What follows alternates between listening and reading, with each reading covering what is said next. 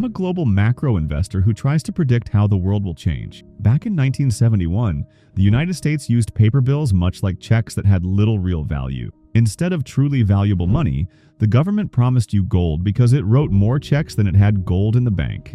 At that time, gold was declining. And on August 15, 1971, I was working on the floor of the New York Stock Exchange when I heard Nixon announce that you would no longer get gold in exchange for your bills. I realized then that the system was in crisis. I expected the stock market to fall, yet it surprisingly went up. Later, I learned that on March 5, 1933, something very similar happened when President Roosevelt announced that the government would leave the gold standard and print a lot more money. By studying the Great Depression, I was able to foresee the financial crisis of 2008, and we made good money because we understood those past events. There are three major events unfolding now that have not been seen in our lifetimes since the period between 1930 and 1945. The first is the massive printing of money to pay debts. We have seen an overproduction of money where checks are sent out in amounts far exceeding what would fairly compensate for losses. The government borrows money from the Federal Reserve, which prints the cash and uses it to buy the debt. At first, everyone seems happy when they receive these checks, but when they start spending the money, inflation surprises them. We have increased the money supply by more than 25%, and as a result, prices are determined by the amount of money and credit available relative to the quantity of goods sold. When money and credit rise much faster than the available goods, inflation occurs. In these situations, interest rates have hit zero, so they cannot drop further, and the price of money stays high.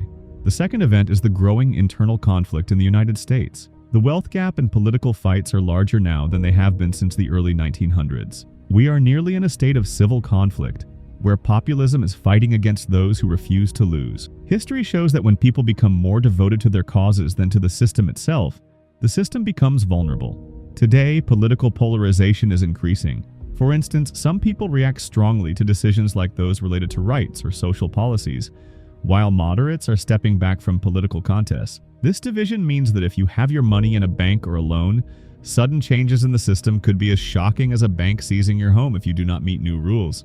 The third event is the rise of a major power like China, along with Russia, forming new alliances. In the past, wars have created a new world order where the winners set the rules. After World War II in 1945, America emerged as the richest country with 80% of the world's gold and 50% of the global economy, along with unmatched military strength. This is why international organizations like the United Nations, the World Bank, and the IMF were set up in New York and Washington, D.C. But now that order is changing. The United States is spending more than it earns, its infrastructure is decaying, and it is passing huge debts onto the next generation. At the same time, important aspects of society like education are being neglected. All these factors point to a fundamental shift in the global order.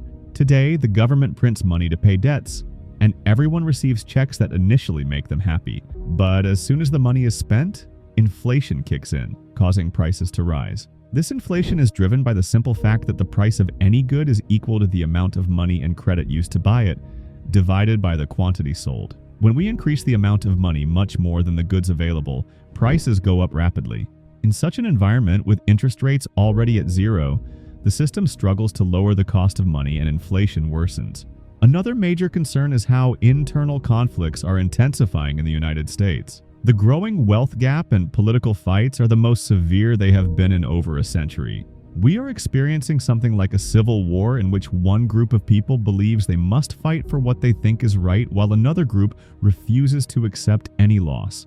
The resulting polarization is dangerous. History shows that when differences between people grow too extreme, the entire system is at risk. We have reached a point where the political climate could suddenly force drastic changes in everyday life. Meanwhile, a new world power dynamic is emerging. China and Russia are forming strong alliances, reminiscent of the old Allied and Axis powers from World War II.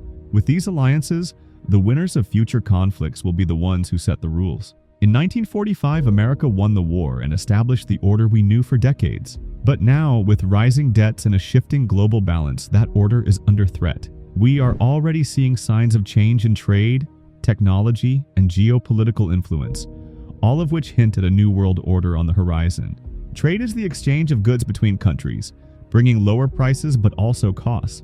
When industries move abroad, workers lose jobs and communities suffer. While free trade can boost the overall economy, its benefits are spread thin, and job losses hit hard. Importing more than exporting gives other nations a claim on our wealth. In the 1980s, surplus countries used extra funds to buy American bonds and property, increasing their influence. Experts warn that without proper policies, our growing trade deficit could undermine trust in our economic system. I learned many of these lessons from painful experiences. In 1988, I predicted that American banks had lent more money than foreign countries could repay, expecting a debt crisis. When Mexico and others defaulted in 1982, I was wrong about the scale of the problem. I even had to borrow $4,000 from my dad to cover family bills. This taught me humility and the importance of listening to those who disagree with me. I started my company in 1975 with just a few people and faced many challenges. Those tough times pushed me to diversify my investments to lower risk without losing return. I learned to view each painful experience as a puzzle, writing down the lessons I learned so I could do better in the future. My journey in the stock market began when I was a young caddy. I used my earnings to invest in stocks, even though I didn't fully understand them at the time. And that simple move got me hooked. I built relationships with people from around the world and discovered that true success isn't just about money. It's about having the freedom to live the life you want, whether that means traveling with a backpack or enjoying a simple, beautiful life. I learned many of these lessons from painful experiences. In 1988, I predicted that American banks had lent more money than foreign countries could repay, expecting a debt crisis. When Mexico and others defaulted in 1982, I was wrong about the scale of the problem. I even had to borrow $4,000 from my dad to cover family bills. This taught me humility and the importance of listening to those who disagree with me. People around me are learning in unexpected ways, like discovering new passions through gaming, which shows that inspiration can come from surprising places. We all have our own hobbies and dreams, and it's important to balance these with our responsibilities. I've learned that success isn't about having all the answers, but about learning from what you don't know. I believe that pain plus reflection leads to progress, so I write down the lessons I learned for the future. Today, I worry that if the US government doesn't fix our growing problems, we could face a major crisis. We're at a turning point, and serious challenges lie ahead if we don't act now. My views come from studying many countries over many years, and I want to help you understand how these systems work. Thank you for listening, and please like and subscribe.